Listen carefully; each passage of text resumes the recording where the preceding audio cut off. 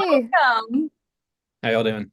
I'm so honored. This is our first guest, Jana, and we've been I doing know. like what, Yeah. a year? Hmm. Our first guest, and it's Danny Maloney from Tailwind. Well, I'm Tailwind Amazing. honored as well. Thank you. app. Everyone should know it's not Tailwind Nutrition or Tailwind CSS. Everyone gets that confused. I have people emailing me about the most random Tailwind products. So, as we kind of kick it off, actually, that's a great starting point, Danny. How did you come up with Tailwind, and was it you or your co-founder? It was actually neither of us. So, way back in the day, we started off with a totally different name.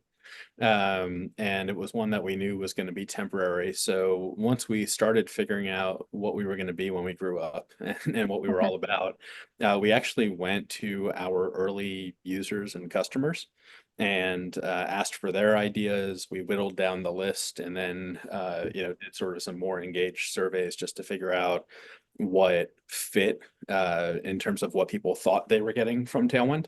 Yeah. And what was interesting was, Tailwind jumped out to folks because of the idea of helping me do more faster. Uh, Mhm. and Like getting further faster kind of thing.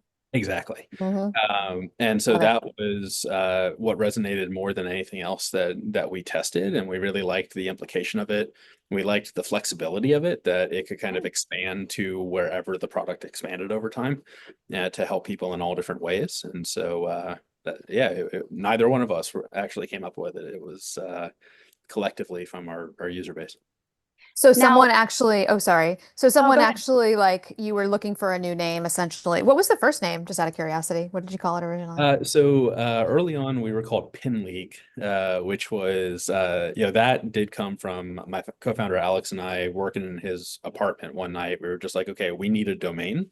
Yeah. So, Yeah. like, just find a domain that's available. And we, searched for an hour or two and eventually picked that one as like, okay, this is good enough to get started. But we knew that would change eventually.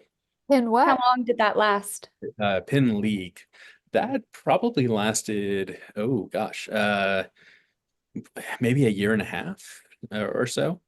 So, it wasn't just a few weeks. It was a decent amount of time to the Yeah. point rebranding felt scary.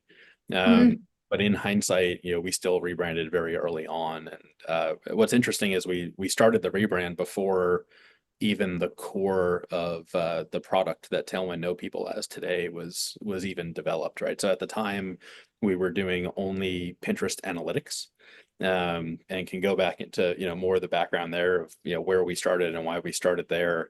And we were hearing feedback from folks of, well, publishing and scheduling is a bigger pain point for me, and I really wish you guys could help us out with that instead. But that didn't come around for probably almost 2 years after we rebranded to Tailwind that we were able to launch a publishing and scheduling feature. And then, of course, the tool has expanded a lot since then. But So um, much.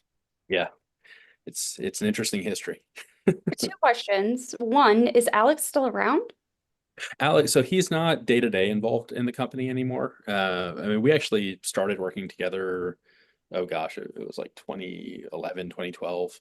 Oh, Um, wow. quite a while ago. There was something else that we worked on first. So the way we got into even Pinterest marketing was we actually started out building a consumer facing website in the bridal space. I saw that. Yeah, so that was like the very beginning of the journey, and we started getting viral traction with our content on Pinterest in particular. And so a lot of the early analytical tools that we had built way back when were really for our own use and just thinking about growth hacking and identifying what content was trending and what content the audience was most interested in, so we could get more content like that to meet the need. And that was where it started. And then one day we took a step back and said, well, this is actually more interesting to us than the bridal side of the business. Should we see if anyone else wants this? And started reaching out to folks we knew, just friends and family in different industries. And a lot of people said, yeah, we're really interested in tapping into Pinterest as a channel and we need the data. So people basically said, "How fast can you get it to us?" And we pivoted and never looked back from there. I think that's so interesting because on one hand, I feel like we're just kind of asking you questions that we're curious about because Heather and I have been around for a long time in the Pinterest world too. So it's sort of like almost like a little bit of a walk to memory lane, but also you're revealing some little things about the starting of the company and a company that we've been following for so long and using for so long that are really interesting.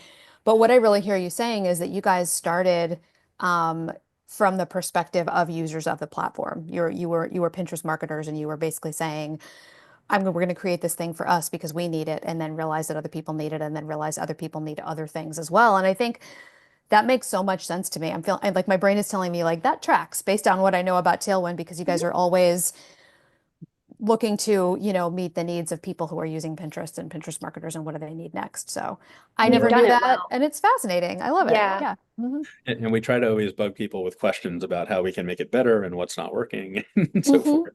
Yeah.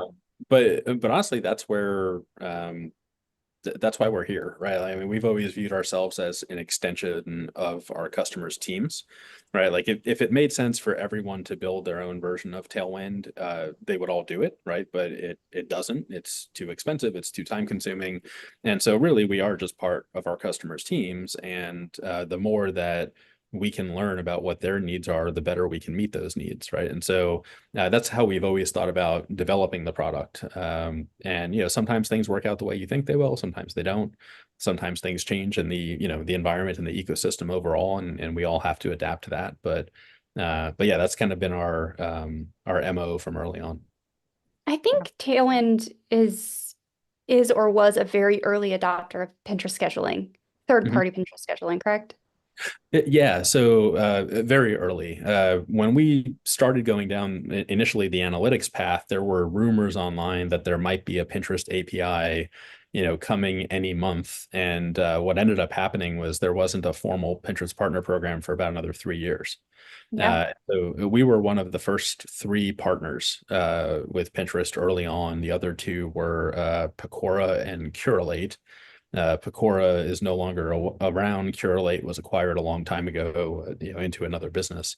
But those were the first three early on, and it was kind of interesting because we actually, yeah, this is going way back, but we actually had API access for a couple years, and we couldn't talk about it. Like we couldn't say anything publicly until the partner program was actually announced. Yeah. But back then there were other platforms, other tools that were being built that were kind of hacking their way around it. And eventually those were all kind of, shut down and didn't succeed. But we waited very patiently on the publishing side until Pinterest was ready to open up that functionality and announce it. So yeah, it was very, very early days back then. That was part of why we were more focused on analytics early on, is that it was actually possible to release the analytics features earlier than the Mhm. publishing features. But yeah, it's been over a decade at this point. So Wow. basically, you had users using your system for the analytics purposes, for analyzing what's working, what's not, doing more of what's working, doing less of what's not. And then there was a certain amount of time where you had API access, but you weren't able to talk about it. So you were developing what was going to become what you would roll out for the scheduling piece. Is that right? And then eventually when you were allowed to say, guess what? We have API access and we've been working on this new aspect of Tailwind.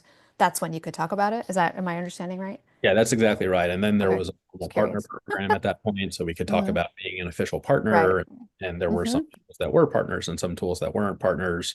The ones that weren't generally are no longer around today, and the ones that Right. were, a lot of them were, bigger, broader tools that were already established outside of Pinterest, and they were kind of adding Pinterest functionality into their mix to some extent. But most of them, I'd say Pinterest was really never the focus. We Yeah. went the opposite direction. For us, Pinterest was the core focus early on. It was where we got initial traction. And what was interesting over the years was we started having, especially once we added Instagram to the platform and then expanded beyond that, we started having almost like two user bases, right? So we had a user base that was all about Pinterest, going really deep on Pinterest and wanted as much success on Pinterest as possible. And then there was another user base that was really more of I think of it as a broader small business type of user, where Pinterest was a part of their marketing mix, but they were more focused on how can I efficiently adopt multiple marketing channels simultaneously and grow on multiple marketing channels, which, I think in reality, we're still figuring out to this day, how do you serve both, right? Because, So are we. yeah, and you probably see that with like the rebuild of the pin scheduler that we just re-released. The reality is the efficient workflow for Pinterest is simply different than it Yep. is for other channels. And so we kind of like fought through that for a while, trying to figure out if there was a way to create a really solid multi-channel workflow. And I think what we've admitted to ourselves now is we're probably just going to need both workflows to exist, and let folks use one or use the other, or even switch up and back between them, depending on what they're doing at any moment in time. But neither workflow is going to fully fit the needs of both types of users. Right. Nice. Yeah, I've definitely seen an improvement, I will say, in since I started using it for social media. So I use Tailwind right now for Instagram, Facebook, and Pinterest, and they are so different. Because Yeah. what I need for a Facebook post is not what I need for an Instagram post, and it's not what I need for a Pinterest post. But a lot of the same imagery can be used across, Yeah. or, the caption can be used across, but then, how you bring the content in. I guess that's a good segue into talking about kind of what audiences you are serving right now, or what user base you are serving right now, because you guys have, as you've evolved since I started using Tailwind November, it was Thanksgiving, Black Friday, 2016. There was Wow. a sale. I got the email. I signed up. That was it. Love it. I've been on board since. Thank you. Um, I think there might have been a small, like a year break there while I was figuring out like all the other schedulers, testing things around, I'm kind of known for that these days. Um, and then, yeah, I've been back on board since, but like you've brought on board e-commerce, Mhm. heavily e-commerce. Some of my favorite features are actually in your e-commerce suite.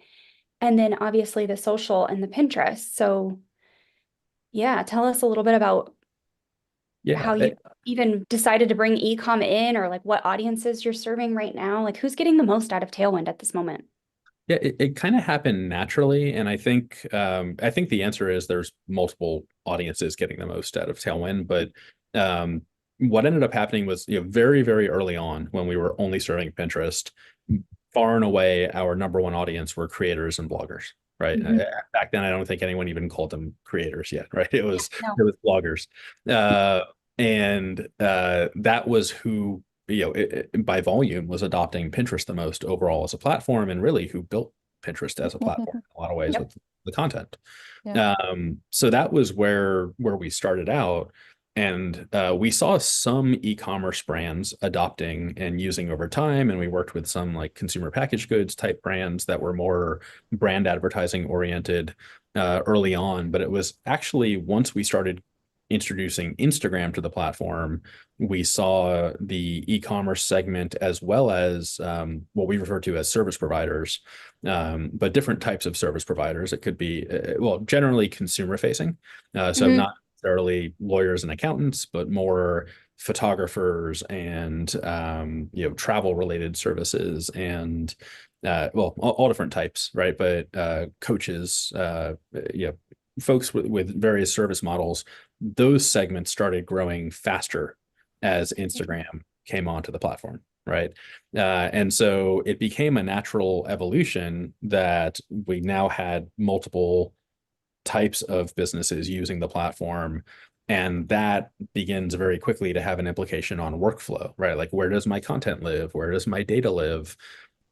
For a blogger, like with our blog dashboard now, it's very helpful to be able to ingest a WordPress site and pull all of my content in, so I can pick the article I want to create posts for and then go straight into creating them.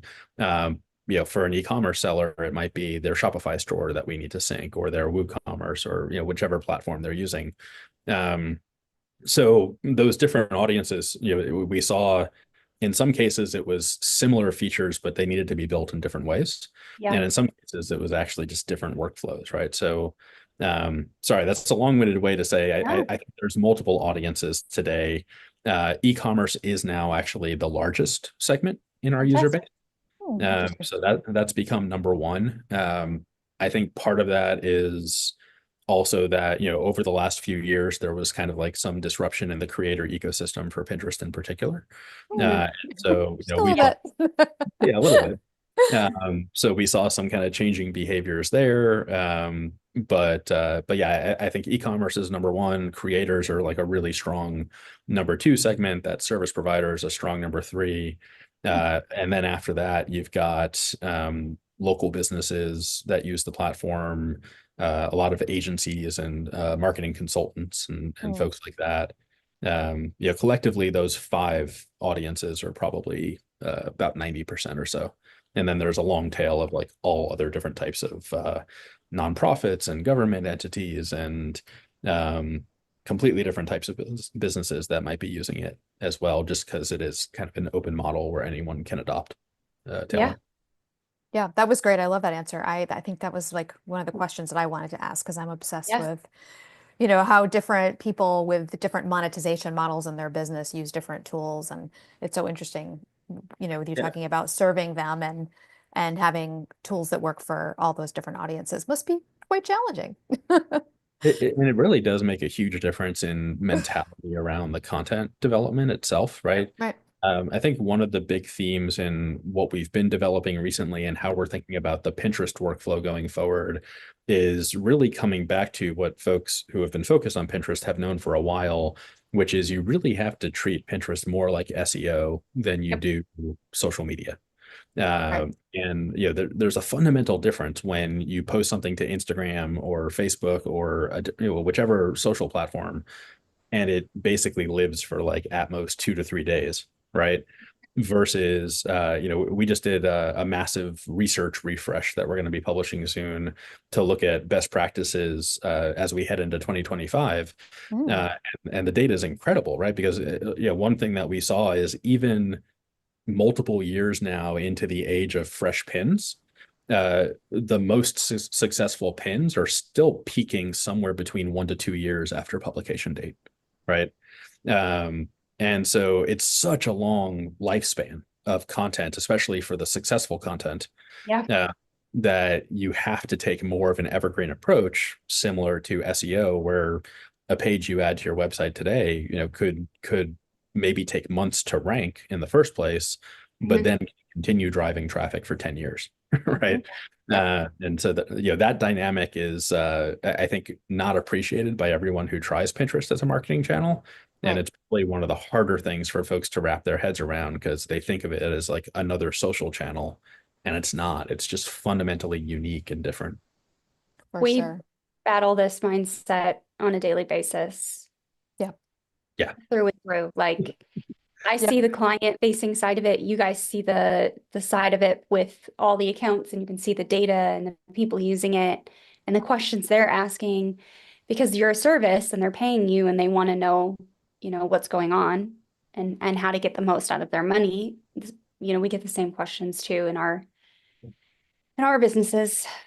Yeah. It's funny. I feel like, sorry, go ahead. I was gonna say, no matter how many times I feel like we all say it, there's still people that need to hear it and learn it and wrap their heads around it though. So it's really interesting. But go ahead, Danny, what were you saying? I was going to ask if you kind of found the magic spell yet. I think if you zoom out, right, like the vast majority of businesses still haven't even tried Pinterest as a marketing channel, right? And so it doesn't surprise me that the education need is still there perpetually. It is a tricky one to crack though. And thinking about those different segments, right, I'd say for the blogger audience, it's actually a bit easier because a lot of blogs grew up targeting SEO first and foremost as their first marketing channel. And so you're already generally creating evergreen content. Thinking in that way, right? For a lot of e-commerce sellers, it can actually be a challenge because what if I'm not going to carry a product for more than a year, right? And I see Pinterest actually adjusting on their end with some of the new e-commerce features that they've built over time, some of them start naturally solving that problem of like, okay, we can recommend products that are in stock and are being sold today that are relevant to a pin that features a product that maybe hasn't been sold in 3 years, right? But they're the same style and color and whatever it might be. Um, so I think they're solving it at the platform level, Which is um, great. but yeah, which is awesome. I mean, it's essential if e-commerce is going to succeed long term on the platform, which it is. And for user Yeah. experience, because Sure. we all talked for years about how frustrating it is to find something on Pinterest that you want to buy and not be able to buy it, and that has improved a lot. Yeah. And similarly, I think I mean, this is going back a few years now, but when the differentiation between creates and saves came out, Yeah. it wasn't as obvious to everyone immediately, but that was solving another major, user problem where, well, why is someone else's copy of my pin constantly the one that's circulating and actually getting a lot more exposure, and Yeah. the creator is not getting the exposure that they should earn? And the data we just looked at, that study we did was like over 1 million pins. And the data we looked at basically shows very clearly they have succeeded in the goal there of really having the fresh pins and the creates drive traffic and distribution, whereas the saves are still an important signal on the platform, and they're important for pinners as consumers to be able to collect what inspires them. But from a distribution perspective, they've done a really good job of driving that distribution towards the authoritative content at scale, which is pretty cool. Yeah. That's really interesting. Yeah. That is interesting. We were actually going to ask you because Tailwind had done a study, I think around 2022, Mhm. and it really focused on saves and some fun insights that came out about, life cycles of pins, and saves were so big in that study. I want to say that was the summer of 2022. That sounds about right. Yeah. We were going to ask you if you guys had done any more with all of the data that you have. Yeah, this That's is the interesting. first kind of major refresh we've done. And what prompted it was, I mean, so we went through the idea pin phase, right? And so, creates and saves were introduced around the same time that idea pins were introduced. Yep. And I think the new leadership team at Pinterest has come back and said, okay, idea pins weren't quite the answer that we were looking for. And so, those are now largely sunsetted. And that was what prompted this study, right? Because the idea pin change and the fact that so much distribution was basically reserved for idea pins specifically to incentivize people to create them, that just like fundamentally overnight changed how distribution happened on the platform, Yep. and Truly. what was seen. And now that they're gone, once again, there's sort of like this, this reset period. And so, that reset period really started, a few months back at this point. And so now is kind of the first time where we actually have enough of a historical timeline of data to observe and ask the question, okay, where is it settling, right? Like what does this new distribution picture look like? And so that's why we did the big refresh right now, because it is a different platform than it was a year ago. And I think that's true in a lot of very positive ways. So, Are there uh, any other big insights that have come out of that study that you can share with us? yeah. So let me think. So we there were quite a few. I think we decided we're probably going to publish it in like 4 parts. So the first part that's coming out pretty shortly is high level, just what are the fundamentals of success, right? And reviewing some of those fundamentals, asking if they're still true, right? Is it still an evergreen platform? When does content peak? How much is it about viral pins versus other pins, right? In terms of success. So looking at some of those fundamentals, and then the second, third, and fourth parts are then going to dive into the characteristics of viral pins today, fresh pins in particular, and how those grow and earn distribution over time, and then sort of general best practices around accounts and profiles as opposed to individual pins. So, Ooh, so that's all coming pretty soon. exciting. Yeah, it's pretty cool. Good stuff. I'm a data nerd, so I like it. But I like the way you're framing it though, because the way you're describing how you're going to release it and the context and the lens that you're looking at it through, it makes a lot of sense to people, to marketers. It's not just about the data, you're making it really meaningful. people care about these things. So it's really exciting. I'm excited for that to come out. Yeah, Yeah. and we're hoping it helps with the education challenge overall. I will say the viral pins piece really jumped out at me when we looked at the data. It, I've kind of always known, and people have always talked about, you get these like superstar pins, right? That just go crazy viral, drive tons of traffic over time. And a lot of times people look at their analytics and they're like, what happened here? There's a huge increase, there's a huge decrease. And almost always the answer comes down to like one or two One or pin. super pins, Yep. right? Mhm. And so looking at the data, one of the things, I guess another stat I could throw out there is when you look at the top 1% of pins in the study, they were actually driving like over 50% of the distribution and traffic, right? So figuring out Wow. the winning content, right? Getting to those viral pins becomes really important. And that's where that's what then prompted part two, which is what are the characteristics we can observe of the most viral pins and how do they differ from other pins.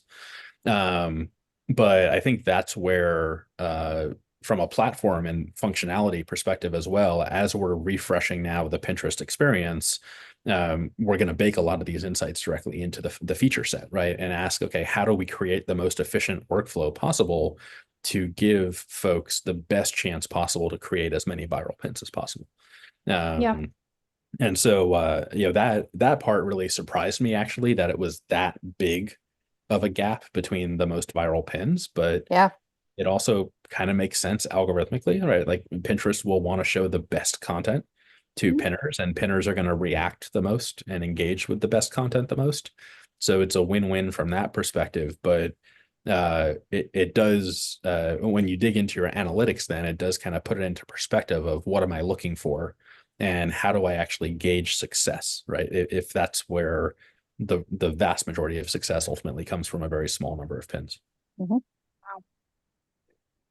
What is the role of AI in analyzing the massive amount of data that you guys have for this study?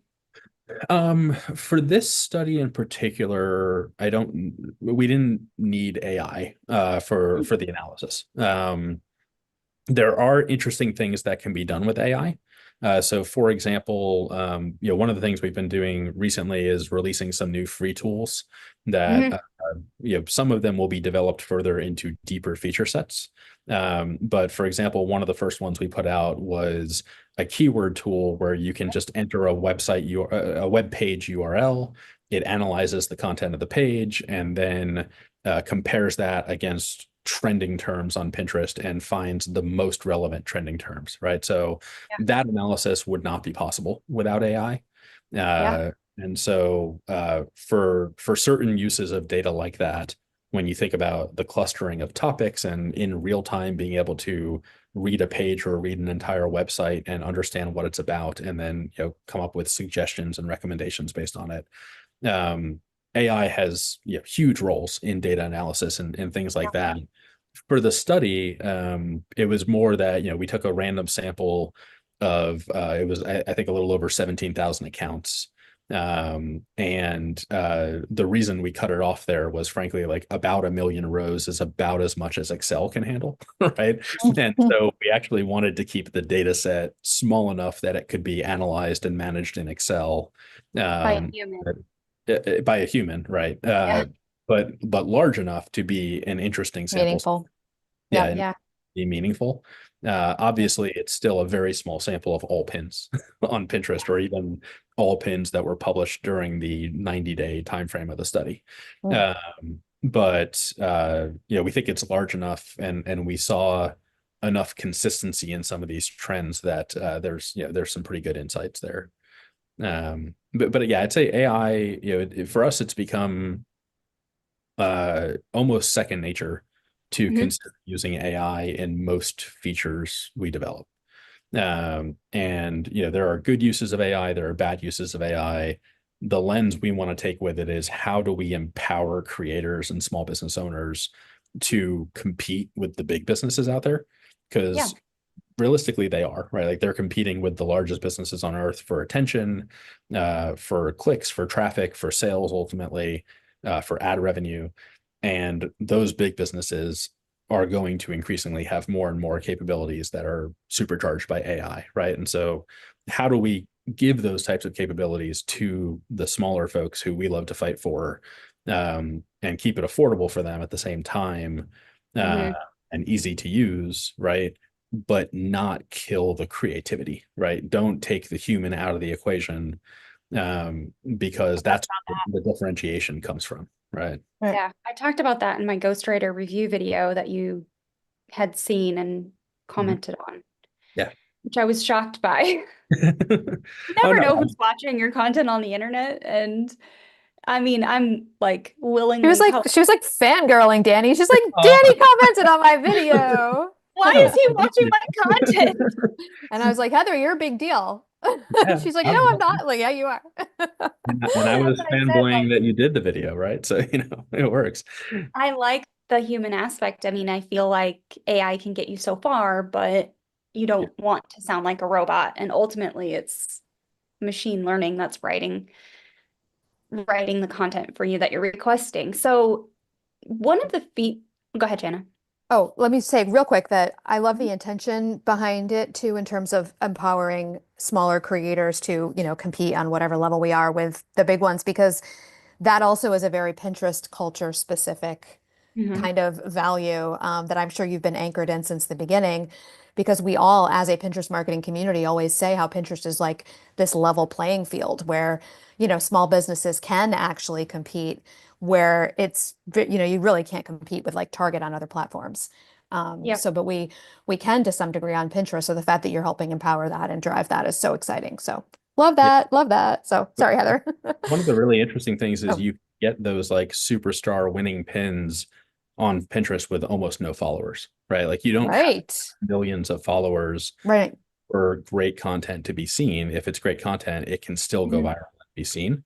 And that Yep. also, in a lot of ways, that's really unique and doesn't exist as much on other platforms. But yeah, I think it's critical for the platform. But honestly, I kind of view it as more part of a personal mission. Where I grew up, my dad had a small business for years. He's getting ready to retire, but basically he's been running the same business since I was very, very young. Oh, wow. Um, my mother was a teacher, but flirted with entrepreneurship and was really interested in potentially starting her own school or starting her own businesses, and actually Hmm. didn't, because it seemed so hard, right? And it seemed Risky. such a risk, such a challenge. And so, for me, it's like, well, my parents now are retirement age. Um, but for others, folks who maybe are at different stages in their career who want to take that jump, want to take that risk, but it feels too risky, what can we do to make it less risky, to make it more possible to get that initial traction, get off the ground, get the growth? For me, it's like those are the success stories I love hearing, is like people who get really excited about their very first sale, or that Mhm. their first profitable month, or they their first $1,000, $10,000 month, whatever, $100,000 month, whatever it might be.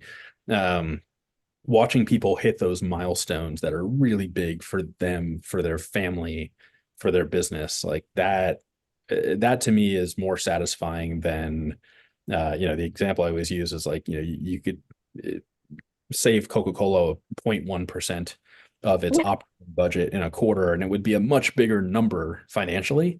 But for me, it wouldn't be as exciting, right? Because like what really is the impact on the world of doing that Yeah. versus the impact you can have on like one person's world, and then do Hmm. that In thousands their of times. community, and And their it family. expands from their community into their city and Yep. Mhm. beyond. Yeah, Yeah. these microeconomies are so powerful, what we've created. And this online space and tools like Tailwind have given people the ability to build businesses that sustain their families without having to go, for me, to a miserable bookkeeping and accounting office every single day that smells like burnt Folgers coffee True and story. dusty files that are 25 years old. Yep. So, like, it's made such a difference. And Um, not to get political, but there are certain very real aspects of our economy that the average worker at most companies has not been lifted up as the companies have succeeded, right? And you'll never have access to those Yeah, levels of, you know, Opportunity. wealth and success. Yeah. yeah, Yeah. exactly. And so I think there's a fundamental restructuring of the economy that's been happening and that needs to continue to happen to give people more financial independence, to give them more optionality in their careers. And frankly, what we've seen from early on is our audience skews very heavily towards women. So it's usually about 70% or so women. And for women in particular, right, where many times like the glass ceiling is very real and the opportunity hasn't been as equitable and as easy to access. I love the fact that, not just us, but like a whole array of digital platforms are creating that access and creating that financial power, right? So I love we need it. more of that. We need 10 to 20 more years of that from an economic restructuring perspective. But it's been really cool to play, even a small role, for Yeah. us in that broader equation. A really good question came in through the chat, and I can see Susan's over there, but Mary asks, is AI drawing from large language models, or is it more Pinterest specific Gemini or ChatGPT? What'd you guys decide to go with? Yeah, so that's a good question. We actually went with model agnostic. So I guess one thing is, most of what people talk about in AI today is the large language models, Mm. and that's actually only one type of AI, right? There are many different types of AI. So, for example, some of the analytics, that we mentioned earlier, and some of the things we've been experimenting with, like on our ads product, with the analytics behind budget allocation over time and helping people optimize that. There's like whole fields of analytical AI that are fundamentally different from like large language models. Yeah. But on the LLM side, we intentionally architected our system to be able to leverage multiple models in parallel to be able to test models against each other for specific use cases, and Wow. to say, okay, for whatever it is, generating a pin caption, right? Let's Mhm. say, or a pin description. Which model is performing best right now, right? And because our Yeah. assumption is that answer will change, every month, every 3 months, That's, right? yeah. And so we shouldn't be married to just one model.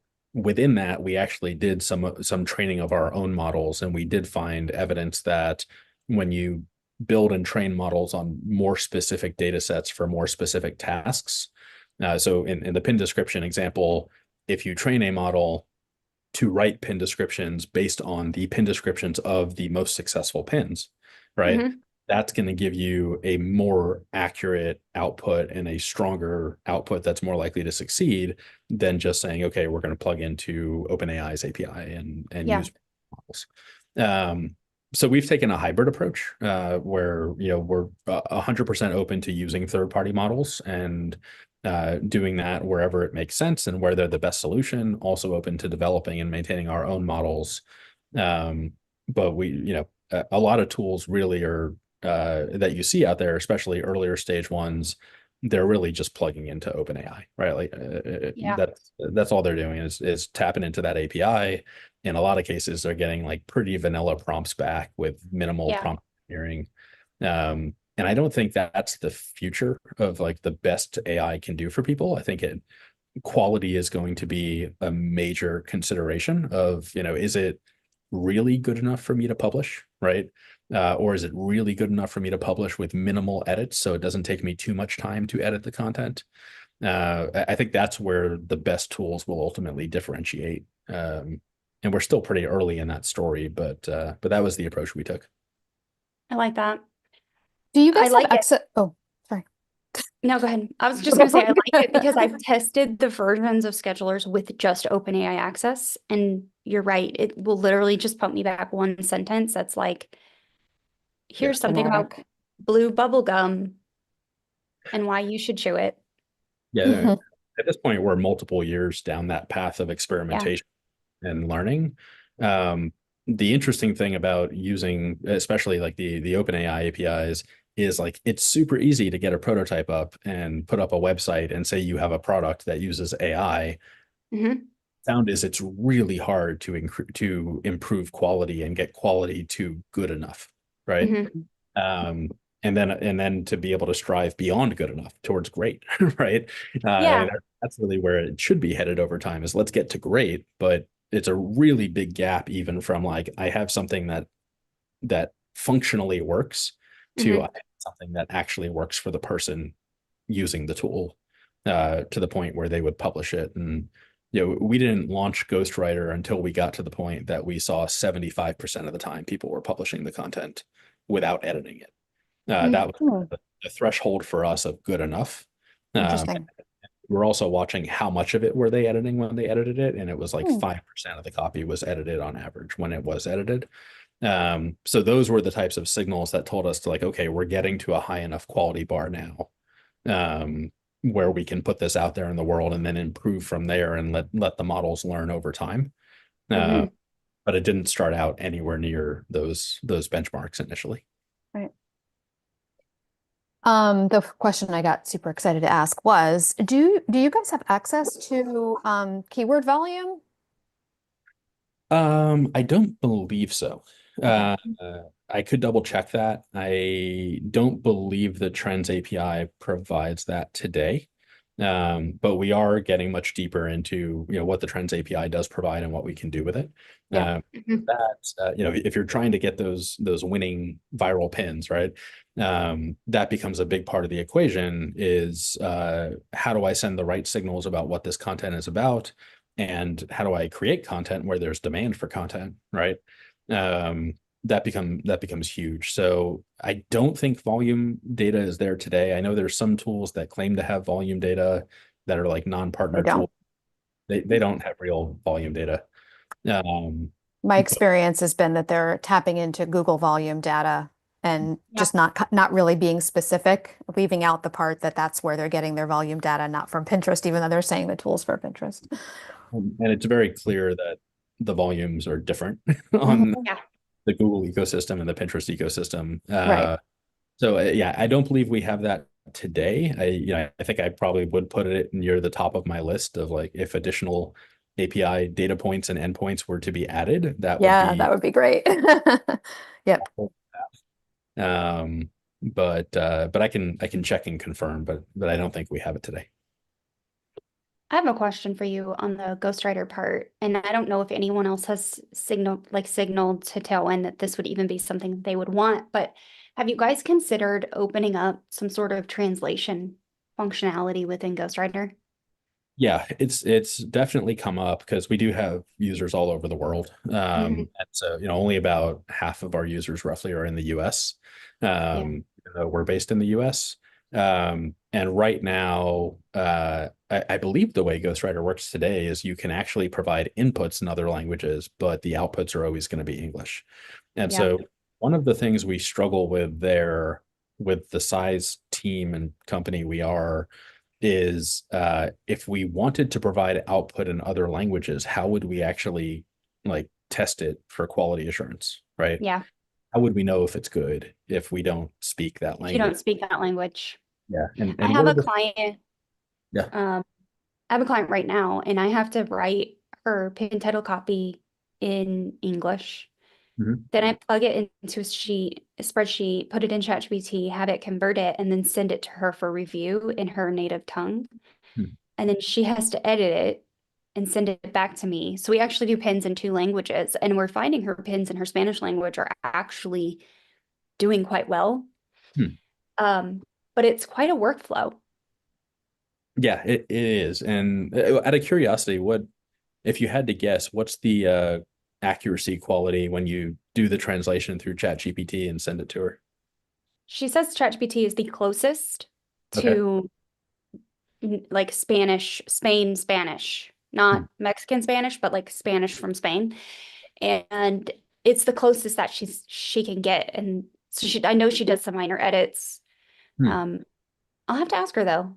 Yeah, Like, I like that idea because it makes marketing more accessible to more people Mhm. around the world. And I do think, I mean, Pinterest has seen massive international growth.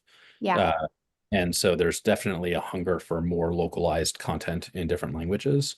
yeah. Uh, So like I love the fundamental idea of it. I mean, frankly, the workflow you're doing now is something we could do, right? Could We could automate.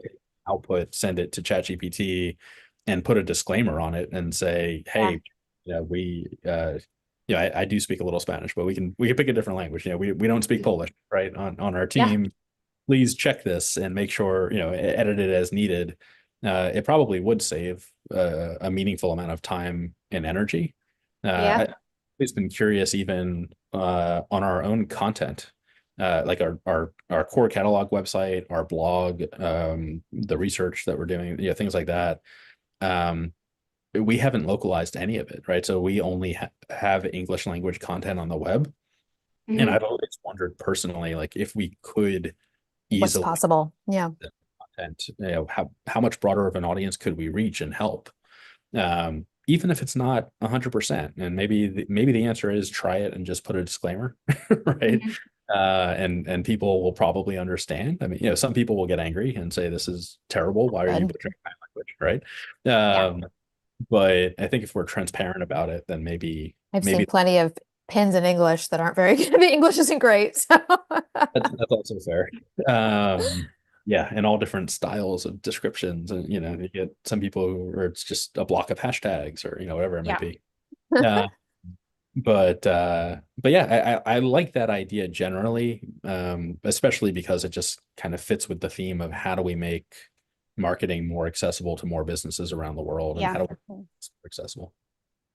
One thing that I'm sitting here thinking about as a feature set, that I think might be useful, and I'm super happy to pass this along to Cash too, but um, within the new blog dashboard that you guys are putting out, having some sort of like AI pull like when these are relevant and like suggesting those into the marketing plan of like, hey, you have blog posts about Halloween, you should put these into your marketing plan and in whatever month, like connecting those dots you already have within the tool together.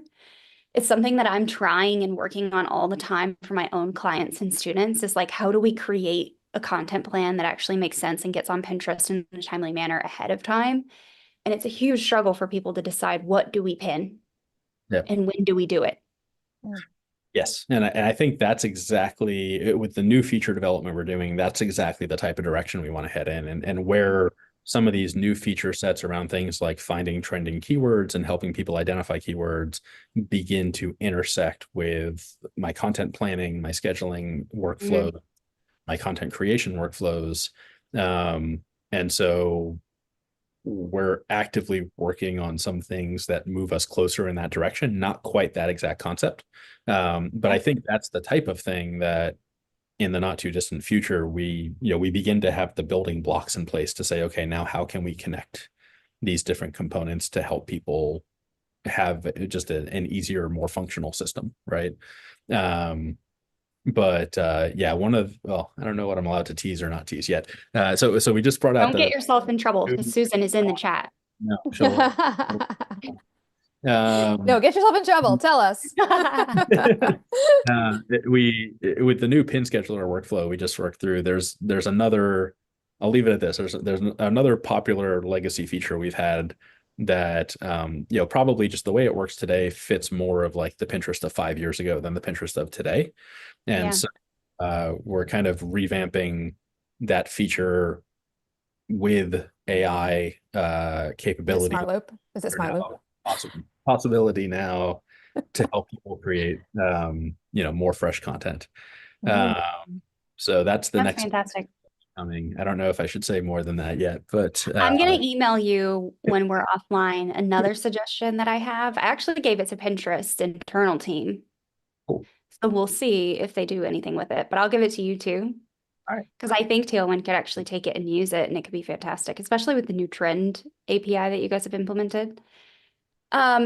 Okay, as we think about wrapping up here, are there very many people even using communities or loops on Tailwind these days?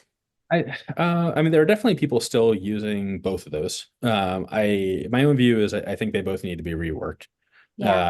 Because they are kind of, I mean, for multiple reasons, right? One is they were built for a Pinterest of the past as opposed to Pinterest of today.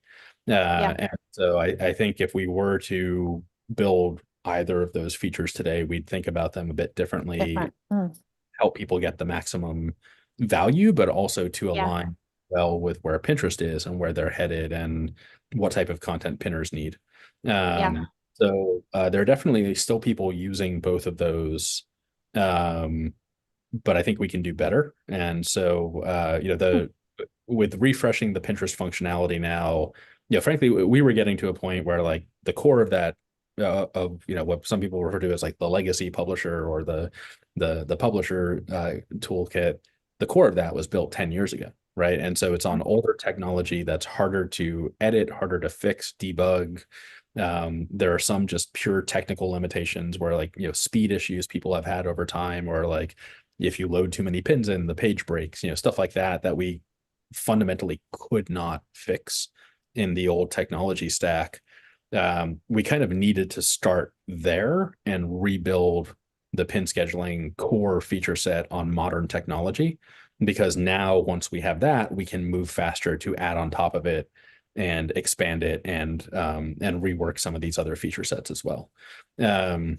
So that's what we've been investing in right now, and in the near term, what we're going to continue investing in. Um, but we had to start there, right? Because now it is on a purely fresh, modern technology stack that should perform way better, be more responsive to different screen size, all sorts of issues that it solves. Mm. And now we can do some really fun stuff. So that's where it had to begin, though. Where can we expect to see Tailwind in the next like 2-ish to 5 years? What does Tailwind see for itself going into the future? Yeah, I think that's a really good question. I mean, fundamentally, we still wake up every day asking the question, like, where can we help people the most and add the most value today, right? Yeah.